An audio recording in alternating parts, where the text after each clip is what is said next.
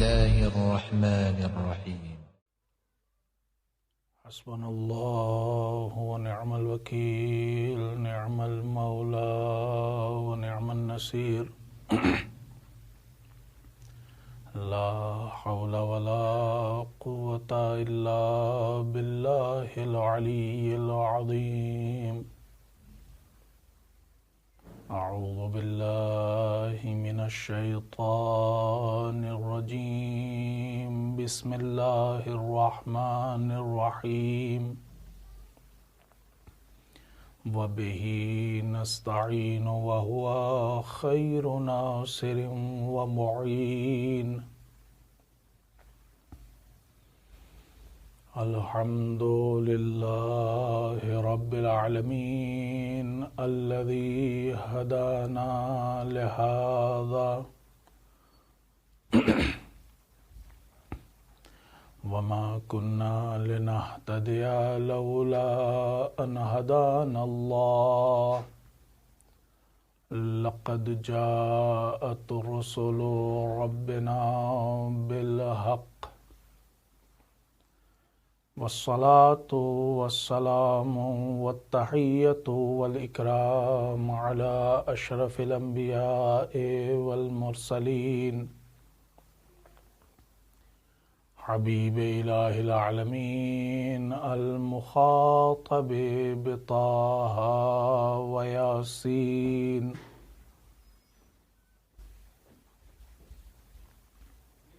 سید الثقلین رسول الحرمین امام القبلتین جد الحسن والحسین مولانا ومقتدانا وهادینا وشفیع ذنوبنا وحبیب قلوبنا وانیس نفوسنا ابی القاسم محمد وعلى أهل بيته الطيبين الطاهرين المعصومين المظلومين المنتخبين المنتجبين الهداة المهديين الذين أذهب الله عنهم الرجس وطهرهم تطهيرا. اللهم صل على محمد وعلى محمد. ولعنة الدائمة الباقية الأبدية على أعدائهم وقتلتهم وغاصبي حقوقهم ومنكري فضائلهم وموجبي مصائبهم أجمعين من الآن إلى يوم الدين. أما بعد، فقد قال الإمام الحسن العسكري عليه الصلاة والسلام: ليست العبادة كثرة الصيام والصلاة بل العبادة کثرت التفکر فی امر اللہ. صلوات پڑھیں بر محمد و آل محمد. حضرت امام حسن عسکری علیہ السلام کی شہادت کی مناسبت سے سب سے پہلے آپ جملہ موالیان اہل بیت علیہم السلام اور عاشقان و محبان آل محمد علیہم السلام کی خدمت میں تسلیت اور تعزیت پیش کرتا ہوں، خصوصاً زمانے کے امام حضرت بقیت اللہ حجت ابن الحسن عجل اللہ تعالی فرجہ شریف کی خدمت میں آپ کے والد گرامی کی شہادت کی مناسبت سے پرسہ پیش کرتا ہوں، تعزیت پیش کرتا ہوں، تسلیت پیش کرتا ہوں. سر سے باپ کا سایہ اٹھنا یہ ایک خود اپنی جگہ انتہائی صبر آزما منزل ہوتی ہے، اور وہ بھی کم سنی میں جب خود باپ کی بھی عمر جوانی کی عمر ہو. چونکہ حضرت امام حسن عسکری علیہ السلام نے مختصر سی زندگی گزاری ہے. 22 سال کی عمر میں آپ مرتبہ امامت پہ فائز ہوئے اور 248 ہجری میں امام ہادی النقی علیہ السلام کی شہادت کے بعد 22 سال کی عمر میں مرتبہ امامت پہ فائز ہوئے اور 6 سال آپ نے امامت کے فرائض انجام دیے. 260 میں آپ کی شہادت ہو جاتی ہے. پوری زندگی امام حسن عسکری علیہ السلام کی مشقتوں کی زندگی ہے، گھٹن کی زندگی ہے، قید و بند کی زندگی ہے، مصیبتوں کو برداشت کرنے کی زندگی ہے. آپ کی ولادت باسعادت بعض روایتوں کے مطابق مدینہ طیبہ ہے، لیکن بعض روایات میں پایا جاتا ہے کہ خود سامرہ میں آپ کی ولادت ہوئی. امام ہادی النقی علیہ السلام جب قید و بند اور صعوبت کی زندگی سامرہ میں گزار رہے تھے، اسی دوران آپ کی ولادت ہوتی ہے. ہم جو پرسہ پیش کرنا چاہتے ہیں امام زمانہ کی خدمت میں اور جو تعزیت پیش کرنا چاہتے ہیں موالیان آل محمد علیہ السلام کی خدمت میں ان چند منٹ میں، اس ہماری گفتگو کا عنوان ہے امام حسن عسکری علیہ السلام اور امامت کی ذمہ داریاں. یعنی آپ نے ایسے گھٹن کے ماحول میں، ایسی مشکلات میں کہ جب دشمن پوری طریقے سے آپ کو نظر بند کیے ہوئے ہے اور آپ کے ہر فعل پر، ہر کام پر نظر ہے، یا پوری زندگی آپ کی قید میں گزری ہے، یا حد اقل آپ ایسی جگہ پر رکھے گئے ہیں کہ جس میں دشمن کی ہر وقت نظر امام علیہ السلام کے اوپر ہے، نظر بندی کی زندگی ہے. آپ کہاں جاتے ہیں، آپ کے پاس کون آتا ہے، کتنے لوگ آتے ہیں، کیا کرتے ہیں، پوری زندگی امام علیہ السلام کی زندگی نظر بندی کی زندگی ہے. پھر بھی اپنی اس مختصر سی زندگی، یوں 28 سال کا زمانہ جوانی اور نوجوانی کا زمانہ ہوتا ہے. سن 232 میں آپ کی ولادت اور 260 میں آپ کی شہادت، صرف 28 سال. 248 میں جب امام ہادی النقی کی شہادت ہو جاتی تو پھر آپ کا مرتبہ امامت اور نبوت پر، مرتبہ امامت اور ہدایت پر فائز ہونا. جب ہم امام حسن عسکری علیہ السلام کی زندگی پر غور کرتے ہیں اور فکر کرتے ہیں، آپ کی خدمات کا جائزہ لینے کی کوشش کرتے ہیں، تو یوں تو چونکہ آپ، جیسا میں نے عرض کیا کہ نظر بندی کی زندگی گزار رہے تھے، مختلف طریقے سے قید و بند کی زندگی گزار رہے تھے، تو آپ سے مربوط واقعات بہت کم دامن تاریخ میں پائے جاتے ہیں. لیکن جو کچھ تاریخ میں ثبت ہے، یا آپ کے اقوال کے ذریعے، آپ کے کلمات کے ذریعے، آپ کے آثار کے ذریعے، کتاب کے ذریعے، کتابوں کے ذریعے، اور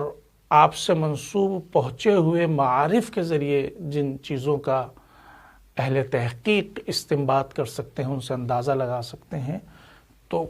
اس مختصر سے وقت میں کم سے کم امام علیہ السلام کی ہم 5 خدمتوں کو گنا سکتے ہیں. امام علیہ الصلاۃ والسلام کی پہلی خدمت ان صبر آزما اور گھٹن کے ماحول میں، جب حکومت وقت مکمل آپ کو نظر بند کیے ہوئے ہے اور اپنی نگاہوں کے سامنے رکھے ہوئے ہے اور آپ کو کسی طریقے سے کی فعالیت اور ایکٹیویٹیز انجام دینے کی اس کی طرف سے اجازت نہیں ہے، تو امام علیہ الصلاۃ والسلام کی خدمات کو ہم ان 5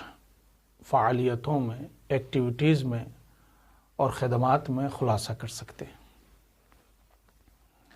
جو سب سے بنیادی امام علیہ الصلاۃ والسلام نے کام انجام دیا ہے وہ دینی، تعلیمی اور علمی خدمات ہیں امام علیہ الصلاۃ والسلام کی۔ آپ اندازہ کریں، ایک وہ شخص، ایک وہ ذات جو مستقل دباؤ میں رہ رہی ہے، ہر وقت اس کے تمام تر حرکات و سکنات پر، اس کی ایکٹیویٹیز پر، اس کی فعالیت پر دشمن کی نظر ہے، تو وہ ایسا بڑا کام تو نہیں کر سکتا ہے امام محمد باقر علیہ الصلاۃ والسلام یا امام جعفر صادق علیہ الصلاۃ والسلام کی طرح کسی مدرسے کی تو تاسیس نہیں کی ہے۔ وہاں پر کھلے عام آنے کے بعد بہت سے شاگردوں نے اور بہت سے علم حاصل کرنے والوں نے تو ایسے علم حاصل نہیں کیا ہے، لیکن پھر بھی اس اختناقی دور میں، اس گھٹن کے ماحول میں اور دشمن کی ان سختیوں کے باوجود امام علیہ الصلاۃ والسلام کے شاگردوں کی تعداد 100 سے کہیں زیادہ ہے، جنہوں نے امام علیہ الصلاۃ والسلام سے دینی معارف کو حاصل کرنے کے بعد تشنگان علم و معرفت تک پہنچایا ہے، یا بسا اوقات امام علیہ الصلاۃ والسلام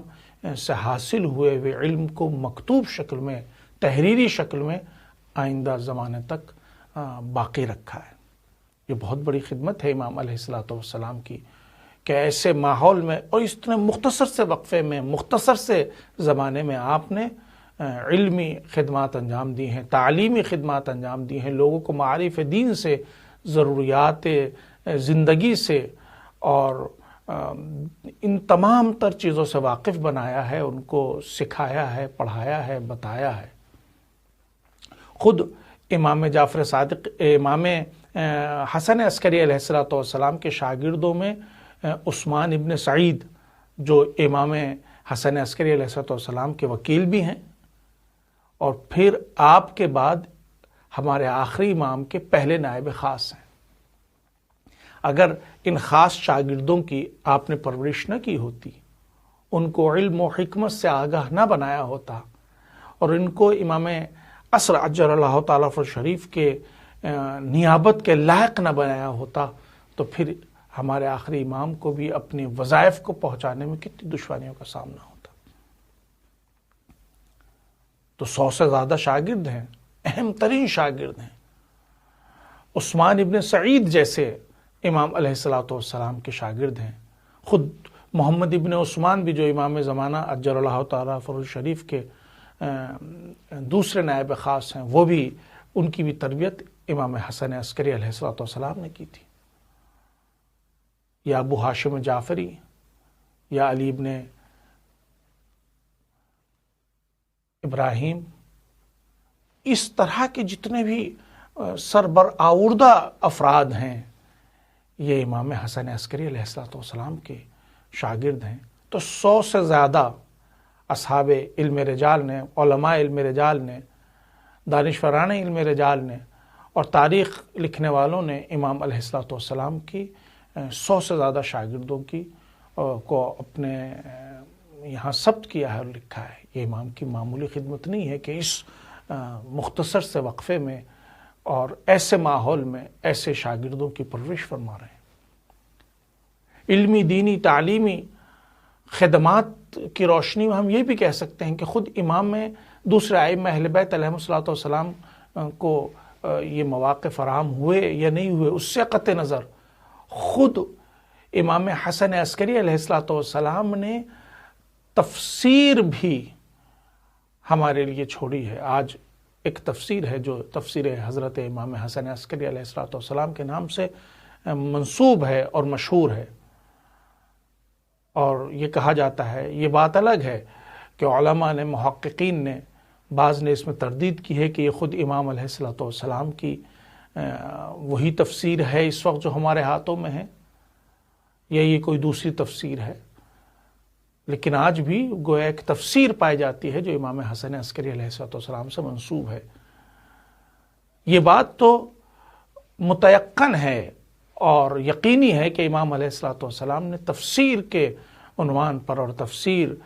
کے مواد کو ہم تک پہنچایا ہے، لیکن وہ آج جو ہمارے ہاتھ میں کتاب ہے وہ امام علیہ السلام کی ہے یا نہیں۔ یوں اگر امام علیہ السلام کی ہے تو آپ نے اپنے 2 شاگردوں کو، اپنے 2 صحابیوں کو املا فرمایا ہے اور لکھوایا ہے باقاعدہ۔ بعض ایسے مطالب ہوتے ہیں کہ جو پراکندہ ہیں، امام ائمہ اہل بیت علیہم السلام نے قرآن مجید کی آیات کی تفسیر بیان کی ہے، لیکن ممکن ہے کہ خود مکتوب شکل میں نہ ہو، لیکن خود امام علیہ السلام کی ایک یہ خدمت ہے، ایک یہ فعالیت ہے، ایک یہ ایکٹیویٹیز ہے۔ بہت سی اور سینکڑوں احادیث کا موجود ہونا، ابھی جو میں نے آپ کے سامنے سرنامہ سخن کے طور پر حدیث بھی پڑھی ہے، امام علیہ السلام نے فرمایا کہ لیست العبادت کثرت الصیام والصلاۃ، عبادت بہت زیادہ نمازیں پڑھنا، بس روزے ہی رکھتے رہنا، اس کا نام عبادت نہیں ہے۔ آدمی کثرت سے نماز ادا کرتا رہے، مدام روزے رکھتا رہے اور سمجھے کہ میں عابد ہو گیا، تو امام فرماتے ہیں یہ عبادت نہیں ہے۔ بل العبادت، تو عبادت کسے کہتے ہیں؟ کثرت التفکر فی امر اللہ، امور الہیہ میں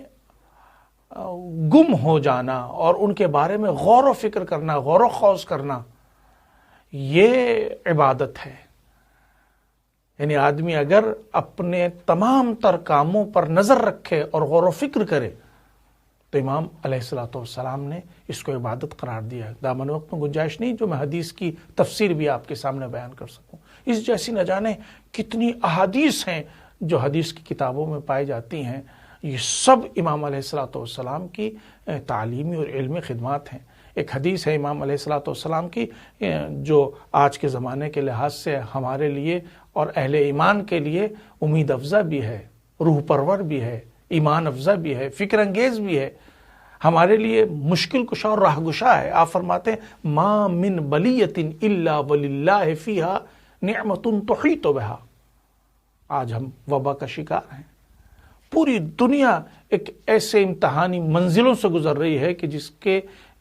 سلسلے سے پوری دنیا انگشت بحیرہ ہے اور اس کے پاس کوئی جواب نہیں ہے۔ ایک ایسی ابتلا کورونا کی یہ بیماری، امام علیہ السلام فرماتے ہیں ما من بلیۃ الا وللہ فیہا نعمت تحیط بہا۔ اہل ایمان کے لیے کتنی ایمان افزا اس میں حکمت پائی جاتی ہے۔ آپ فرماتے ہیں کوئی بھی ایسی ابتلا نہیں ہے، کوئی بھی ایسی بلا نہیں ہے، کوئی بھی ایسی آزمائش نہیں ہے جو انسان کے لیے ہو مگر اس میں کیا پایا جاتا ہے؟ الا وللہ فیہا نعمت تحیط بہا، مگر اس میں اللہ کی کوئی نہ کوئی نعمت ہے جو وہ نعمت اس بلا کا احاطہ کیے ہوئے۔ یعنی یقیناً بظاہر ہم سختیوں کو دیکھنے کے بعد، مشکلات کو دیکھنے کے بعد، پریشانیوں کو دیکھنے کے بعد یہ سمجھتے ہیں کہ ہمارے لیے کوئی ابتلا ہے، یہ بلیہ ہے، کوئی وہ ہے، لیکن امام فرماتے ہیں یہ کہ آزمائش ہے جو در حقیقت اپنے اندر نعمتوں کا احاطہ کیے ہوئے۔ یہاں پر بھی اگر ہم غور و فکر کریں تو جہاں کرونا کے مرض کی وجہ سے بیماریاں پیدا ہوئیں اور بیمار اس دنیا سے چلے بھی گئے، لیکن بہت سی اور بیماریاں بھی ہوتی ہیں، اس کے ذریعے بھی افراد آتے ہیں جاتے ہیں، یا بہت سی اور مشکلات بھی آتی ہیں، لیکن اسی کی وجہ سے بہت سے حقائق ہیں کرونا بیماری کی وجہ سے جو اہل معرفت نے حاصل کی ہیں اور انہوں نے ان کی اس تک رسائی ہوئی ہے۔ میرے پاس دامن وقت میں گنجائش نہیں جو اس حدیث کے سلسلے سے بھی بہت زیادہ گفتگو کر سکوں،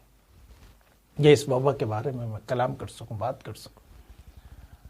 یہ امام علیہ السلام کی ایک حدیث ہے، ان الوصول الی اللہ عز وجل سفر لا یدرک الا بامتطاع اللیل۔ آپ فرماتے ہیں اللہ تک پہنچنے کا، اب یہ ایسے حالات جب حجت خدا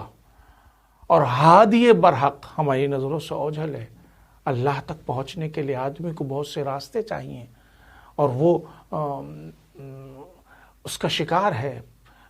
پریشان ہے، کس طریقے سے اللہ تک پہنچا جا سکتا ہے۔ یہ امام علیہ الصلوۃ والسلام کی اس زمانے کے لوگوں کے لیے بھی اور آئندہ زمانے تک کے لیے بھی، ہم جیسے افراد یا اس کے بعد بھی جو افراد آئیں گے ان سب کے لیے کتنا بہترین راستہ امام علیہ الصلوۃ والسلام نے ہمیں تعلیم کیا ہے۔ آپ فرماتے ہیں ان الوصول الی اللہ عز وجل سفر، اللہ تک پہنچنا جو شخص چاہتا ہے کہ اللہ سے ملاقات کرے، اللہ تک پہنچ جائے، وہ خدا کا قرب حاصل کرے، اس کو اللہ کے نزدیک کوئی مقام و منزلت حاصل ہو، تو آپ فرماتے ہیں وہ ایک ایسا سفر ہے کہ لا یدرک الا بامتطاع اللیل، وہ سحر خیزی کے بغیر حاصل نہیں ہو سکتا ہے۔ جب تک آدمی راتوں کو عبادت نہ کرے، ریاضت نہ کرے، اللہ کی فرما برداری نہ کرے اور راتوں کو اللہ کی مرضی کے مطابق بسر نہ کرے، اس وقت تک انسان اللہ تک نہیں پہنچ سکتا ہے۔ یہ امام علیہ الصلوۃ والسلام نے ایک حدیث میں اپنے فرمایا ہے، جس سے اندازہ یہ ہوتا ہے کہ کس طریقے سے ہم اخلاق حسنہ پر فائز ہو سکتے ہیں اور خود کو وہ انسان بنا سکتے ہیں جو کامل انسان ہو، سچا مسلمان ہو۔ آپ فرماتے ہیں کفا کا ادبن تجنب کا ما تکرہ من غیرک، آپ کے ادب کے لیے یہ کافی ہے کہ آپ ان چیزوں سے بچیں، ان چیزوں سے اجتناب کریں جو اپنے غیر سے آپ ناپسند کرتے ہیں، یعنی جو چاہتے ہیں دوسرا انجام نہ دے۔ آپ اگر چاہتے ہیں با ادب ہوں، مومن ہوں، متقی ہوں، پرہیزگار ہوں، بہترین انسان ہوں، انسان کامل ہوں، تو آپ ان چیزوں سے بچیں جو چاہتے ہیں کہ دوسرا انجام نہ دے۔ میرے خیال سے اتنی گفتگو کافی ہے امام علیہ الصلوۃ والسلام کی دینی، تعلیمی، علمی خدمات کو کا اندازہ لگانے کے لیے۔ آپ نے شاگردوں کی پرورش کی ہے، آپ نے کتاب دنیا کے حوالے کی، آپ نے ایسے مکتوب ہمارے حوالے کیے ہیں۔ یعقوب کندی کے نام ایسا پورا یعنی اس زمانے کا جو عالم ہے، اور اس نے ایک ایسی کتاب لکھی ہے جس کے ذریعے وہ یہ پہنچانا چاہتا ہے کہ خدا کی آیتوں میں، قرآن مجید میں تناقض پایا جاتا ہے، ان کی آیتوں میں دو آیتیں آپس میں مخالف ہیں۔ ایک اسی کے شاگرد کے ذریعے ایک جواب دینے کے ذریعے اس کو امام علیہ الصلوۃ والسلام نے راہ راست پر لیا ہے۔ تو یہ سب امام علیہ الصلوۃ والسلام کی دینی، تعلیمی، مذہبی اور خدمات ہیں، علمی خدمات ہیں، احادیث، تفسیر، یہ سب۔ دوسری چیز جو ہم تمام ائمہ اہل بیت علیہ الصلوۃ والسلام کی زندگی میں اس کا مشاہدہ کرتے ہیں، اور خود امام حسن عسکری کے یہاں بھی پایا جاتا ہے، ائمہ اہل بیت نے فقط انسانوں کو معنوی غذا فراہم نہیں کی ہے، علم دے دیا، معنویت دے دی، اخلاق حسنہ پر فائز ہونے کے طرف رہنمائی کر دی، بلکہ ائمہ اہل بیت علیہ الصلوۃ والسلام کی زندگی کا امتیاز یہ ہے، ان کی ہدایت کا امتیاز بھی یہ ہے کہ ضرورت مندوں کی مالی اور مادی ضرورتوں کو بھی آپ نے پورا کیا ہے۔ امام حسن عسکری علیہ السلام کی اس مختصر سی حیات، اور وہ بھی دشمن کے زیر سایہ اور اس کی نظروں کے سامنے اور اس کی طرف سے ہونے والے شدائد اور مشکلات اور پریشانیوں کے باوجود، امام علیہ السلام نے اپنے چاہنے والوں کی، ضرورت مندوں کی ضرورت کو پورا کیا ہے۔ ایک صحابی ہے، وہ کہتا ہے کہ مجھے 300 درہم کی ضرورت تھی اور میرے والد کو 500 درہم کی ضرورت تھی۔ میں نے جب امام علیہ السلام سے ملاقات کی، بات چیت کے درمیان ادھر ادھر کی باتیں ہونے کے بعد خود امام علیہ السلام نے مجھ سے پوچھے بغیر مجھے وہ رقم دے دی، میری بھی مشکل حل ہو گئی، اور کہا کہ یہ اپنے والد کو بھی دے دینا، ان کو بھی ضرورت ہے اور وہ بھی اپنی مشکل پوری کر سکتے ہیں۔ ایک صحابی کا بیان ہے، میں امام علیہ السلام کی خدمت میں گیا، امام علیہ السلام نے مجھے 200 درہم دیے، اور دینے کے بعد کہا سیرہا فی ثمن الجاریہ، اس سے ایک کنیز خرید لینا اور اپنے اس سے ضرورتیں پوری کرنا۔ تمہارے وہ متعجب ہوا کہ میرے پاس تو کنیز ہے، پھر بھی امام علیہ السلام نے میرے ساتھ یہ ایسا کام کیوں کیا ہے؟ تو آپ نے فرمایا کہ تمہاری جو کنیز تھی وہ رحمت خدا کو پہنچ گئی ہے، اس کا انتقال ہو گیا ہے۔ اس کو خود نہیں معلوم ہے کہ میری جو کنیز ہے وہ مر گئی ہے، تو امام علیہ السلام کی خدمت میں جب جاتا ہے تو آپ اس کو پیسہ دیتے ہیں، آپ کو معلوم ہے کہ اس کے پاس اتنا نہیں ہے لیکن اس کو ضرورت ہے تو اس کو خرید لینا۔ یا ابو ہاشم کہتے ہیں میں امام کے ساتھ چل رہا تھا اور باتیں کرنے کے درمیان مجھے اپنے اوپر موجود قرضے کا احساس ہوا۔ ابھی میں یہ سوچ ہی رہا تھا، امام علیہ السلام میری طرف، میں نے زبان پر نہیں لے کے آیا ہوں، بس میرے دل اور میرے فکر میں یہ بات آئی ہے، تو امام علیہ السلام نے میری طرف رخ کرنے کے بعد کہا یقضیہ اللہ تعالی، انشاءاللہ اللہ تمہاری مشکلات آسان کرے۔ اور یہ کہتے ہوئے امام علیہ السلام نیچے کی طرف جھکے۔ اس وقت امام بھی اور یہ آپ کے صحابی ابو ہاشم بھی گھوڑے پر سوار تھے، وہ اپنے گھوڑے پر سوار، یہ اپنے گھوڑے پر سوار کہیں جا رہے تھے، چہل قدمی کر رہے ہوں، کہیں جا رہے ہو بہرحال۔ امام یہ کہتے ہوئے زمین کی طرف جھکے اور اپنی چھڑی سے ایک جگہ زمین پر خط کھینچا، اور اس کے بعد ابو ہاشم کہتے ہیں مجھ سے کہا کہ امام نے کہا خودھا، یہ اٹھا لو۔ اب جو میں نے نیچے جھک کے اس کو اٹھایا تو دیکھا سونے کی اینٹ ہے۔ اس کی جب قیمت کا میں نے اندازہ کیا تو اس کی اتنی ہی قیمت تھی جتنا میرا قرضہ تھا۔ میں نے دل میں خود امام کا زبانی شکریہ ادا بھی کیا، اللہ کا شکریہ بھی ادا کرنے کے بعد دل میں سوچ رہا تھا واہ کیا بات ہے، مولا نے میری اس مشکل کو ادا کر دیا، اب مجھے کچھ نہیں کرنا ہے، ان پیسوں سے اس کا قرضہ ادا کر دینا ہے، اپنا قرضہ ادا کر دینا ہے، اور پھر بس انشاءاللہ محنت کرنی ہے، کوشش کرنی ہے کہ اپنی ضروریات زندگی کو بھی میں فراہم کروں۔ میں یہ سوچ ہی رہا تھا، امام دوسری مرتبہ گھوڑے سے زمین کی طرف جھکے اور اپنی چھڑی سے پھر زمین پر خط کھینچا، اور اس کے بعد میری طرف اشارہ کرنے کے بعد کہا خودھا، یہ اٹھا لو۔ اب جو میں نے نیچے جھک کے دیکھا تو وہ چاندی کی، اس کی قیمت کا اندازہ جب میں نے کیا تو مجھے یہ احساس ہوا کہ اس وقت مجھے جتنے پیسوں کی ضرورت تھی، جتنے مال کی ضرورت تھی، وہ مجھے حاصل ہو گئے۔ بہت سے ایسے واقعات ہیں، بہت سی ایسی چیزیں، اب دامن وقت میں اس بات کی گنجائش نہیں ہے، ابھی انہی 2-4 واقعات سے آپ اندازہ کریں کہ ان حالات کے باوجود بھی کبھی کبھی ایسا ہوتا تھا کہ امام علیہ السلام اپنے گھر میں ہی نظر بند ہیں، لیکن دشمن نے حکام وقت نے کہہ رکھا تھا کہ پیر کے دن مثلا یہ جمعرات ہفتے 2 جب آپ گھر میں اپنے نظر بندی کی زندگی، یا تو قید میں زندگی آپ نے گزاری ہے یا جب گھر میں بھی ہیں، تو آپ پر ضروری تھا کہ پیر کے دن اور جمعرات کے دن آپ دربار خلافت میں آ کر حاضری دیں۔ دشمن یہ چاہتا تھا کہ اس طریقے سے کوئی ایسا کام نہ کر سکے، ہم سمجھ رہے ہیں امام گھر پہ ہیں اور کہیں چلے جائیں، کوئی ایکٹیویٹیز کریں، مختلف طریقے سے امام پر نظر رکھ سکیں، یا ہمارے کچھ سامنے رہیں کچھ زمانہ، جب یہ آنے کا زمانہ جانے کا زمانہ رہے گا، اور اس وقت بھی خود گھر میں بھی خدمت کے نام سے، خادموں کے نام سے امام علیہ السلام کے گھر میں حکام وقت نے اپنے افراد چھوڑ رکھے تھے جو ہر وقت امام علیہ السلام پر نگاہ رکھیں۔ مگر امام علیہ السلام اسی زمانے میں جب اپنے گھر سے اور دربار خلافت میں آتے ہیں یا اس طرح کے جب امور انجام دیتے ہیں، تو امام علیہ السلام نے اپنے چاہنے والوں کی مدد کی۔ تو 2 خدمتوں کو میں آپ کے سامنے پیش کر سکا، ایک دینی، تعلیمی اور علمی خدمات امام علیہ السلام کی جو ہیں، اور دوسری خدمت جو امام علیہ السلام نے مادی خدمت کی ہے چاہنے والوں کی اور ضرورت مندوں کی ضرورتوں کو پورا کیا ہے، مادی ضرورتوں کو، مالی ضرورتوں کو پورا کیا ہے۔ ایسے سینکڑوں واقعات ہیں امام علیہ السلام کی زندگی سے وابستہ ہیں جو ملتے ہیں۔ تیسری جو امام علیہ السلام نے، اب دامن وقت میں اتنی گنجائش نہیں ہے کہ جو میں امام کی خدمتوں کو گنا بھی سکوں، بس فہرست وار آپ کے سامنے میں بات پیش کرنا چاہتا ہوں۔ تیسری امام کی خدمت یہ ہے، اور امام نے جو فعالیت کی ہے وہ ہے شیعہ نیٹ ورک کی تشکیل دی ہے آپ نے۔ کس طریقے سے نظام تشیع چل سکتا ہے، آپ کے پیروکار جو ہیں، آپ کے جو چاہنے والے ہیں اور آپ کے بتائے ہوئے راستے پر عمل کرنے والے ہیں، وہ کس طریقے سے ائمہ اہل بیت اور خصوصاً امام کے سہارے چل سکتے ہیں،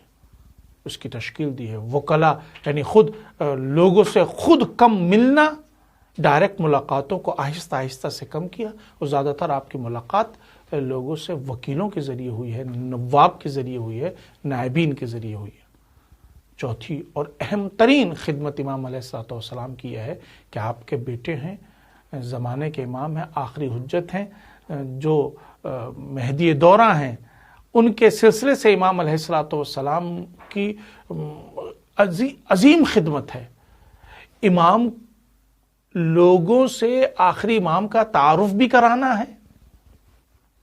اور لوگوں سے ان کو بچانا بھی ہے۔ رسول اللہ صلی اللہ علیہ وآلہ وسلم سے لے کر اور امام حسن عسکری علیہ السلام تک تمام مسلمانوں کے زبان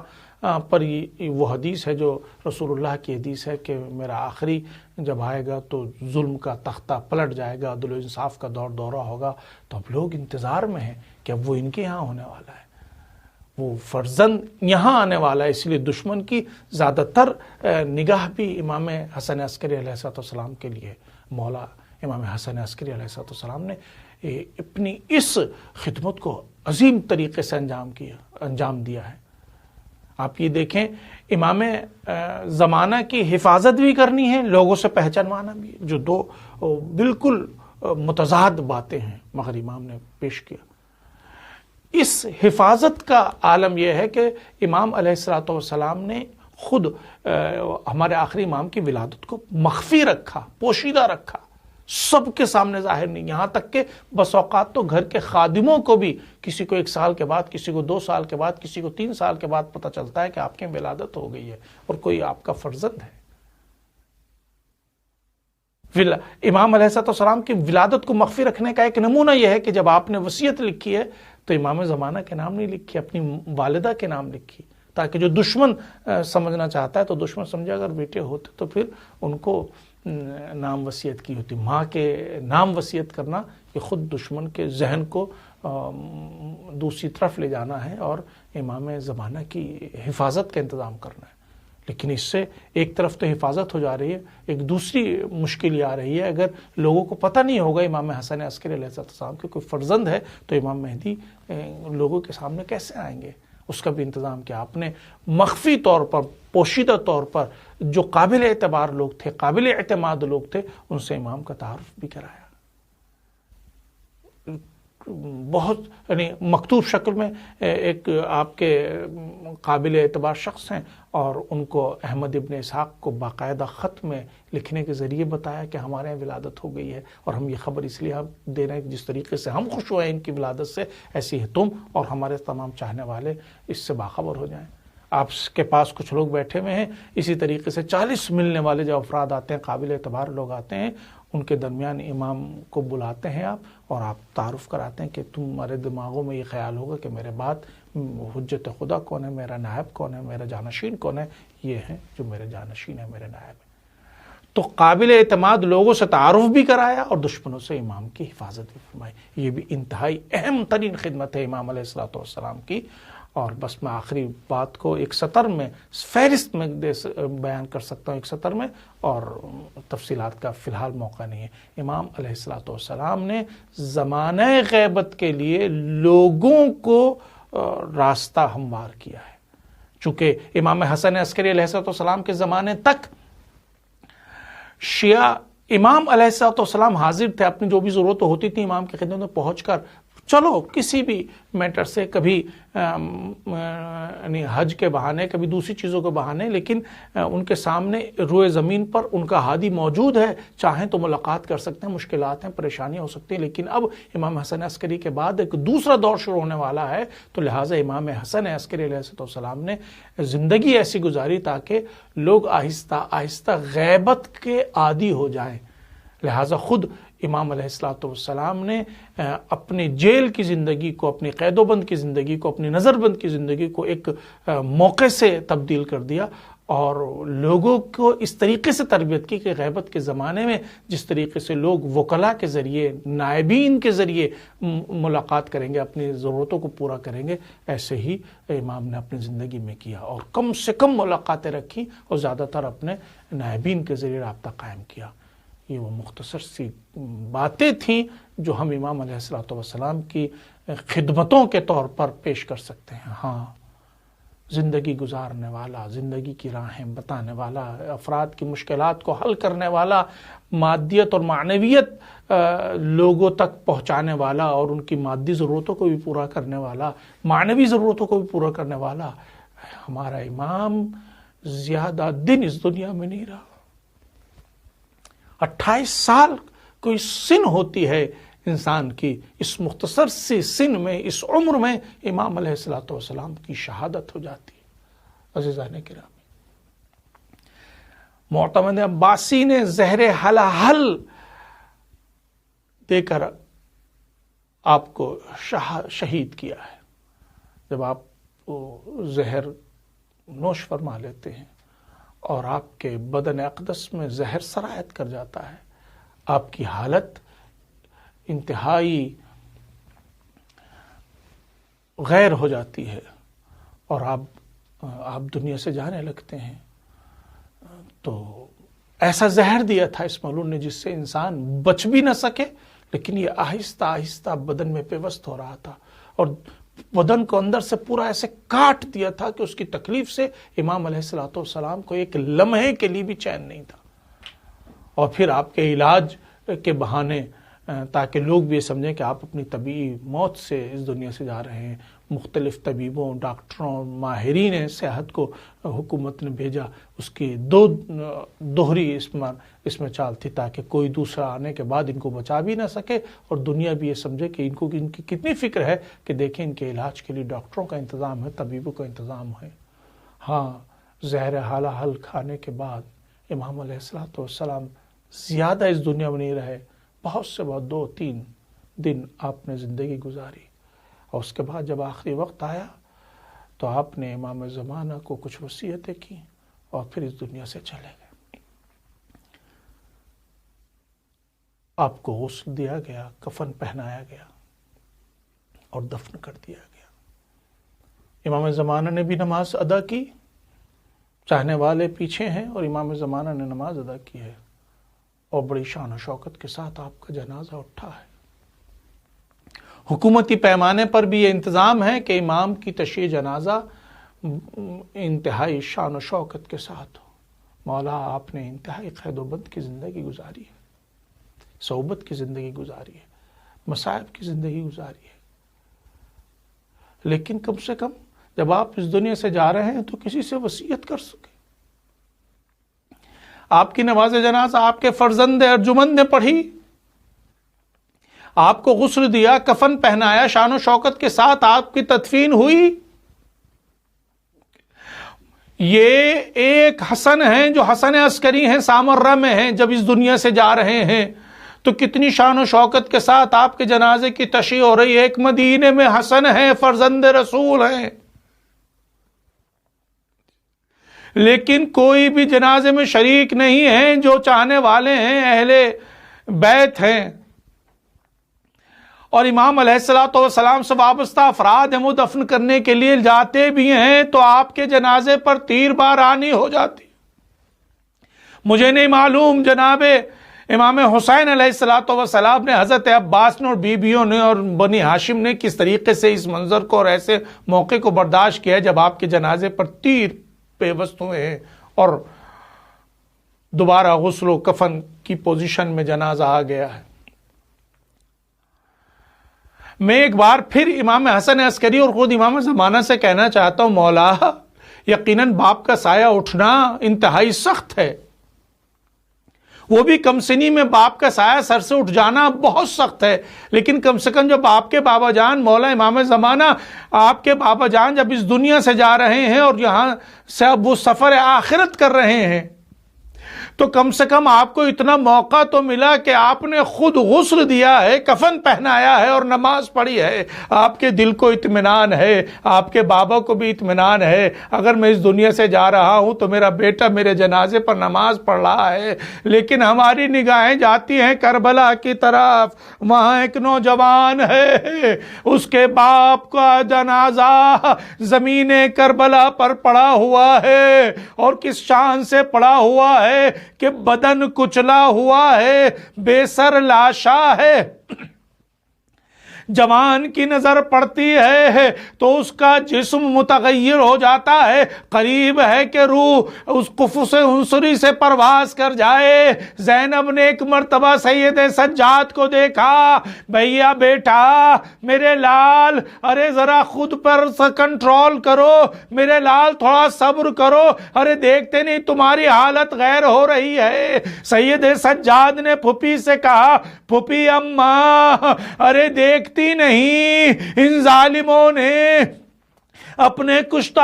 نجس کو تو دفن کر دیا اور میرا بابا زمین کربلا پر بے گورو کفن پڑا ہے، جوان بیٹا موجود ہے لیکن ہاتھوں میں ہتکڑی ہے، غسل نہیں دے سکتا، کفن نہیں پہنا سکتا، اتنا مجبور ہے، اتنا لاچار۔